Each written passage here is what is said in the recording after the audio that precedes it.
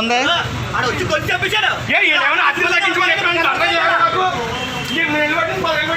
వ్యాపారం లేవు, అద్దెలు తగ్గించుకుని ఎవడం ధర్నా చేయడా? మాకు ఎవడం సాయం చేయమని ధర్నా చేయడా? వ్యాపారాలు లేవు, అడుగు ఎవడం సాయం చేయడా?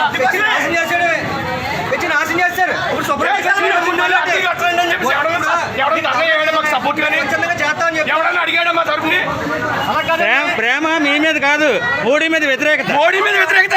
మోడీ మీద నిజంగా కేంద్ర చట్టంలో వ్యవసాయ బిల్లులో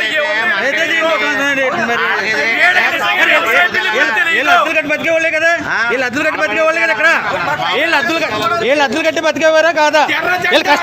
మోడీకి వ్యతిరేకం. అది వీళ్ళకి నిజంగా కేంద్ర చట్టంలో ఏమేమి ఉన్నాయో కూడా పూర్తి ఎవరికి తెలియదు. ఎక్క బొక్క తెలియకుండా వీళ్ళు మొత్తం ధర్నాలు చేస్తారంతే. అది అంతే. వీళ్ళందరూ ఏమో వ్యవసాయ చట్టం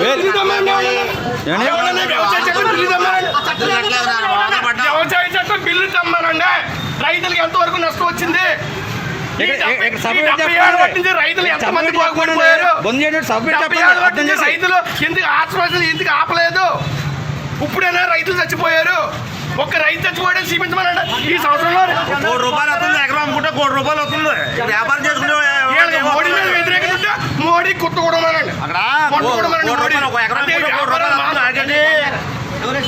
పొద్దుమారు సాయంత్రం దాకా తిండి తిప్పలేకండి వచ్చి లచ్చలు ఆర్డర్ వచ్చి ఎడుతున్నాం.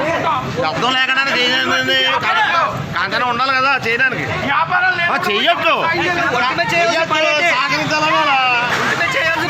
చెయ్యాలని సహకరించడానికి చెప్పాలా చేస్తాం. అంతేగాని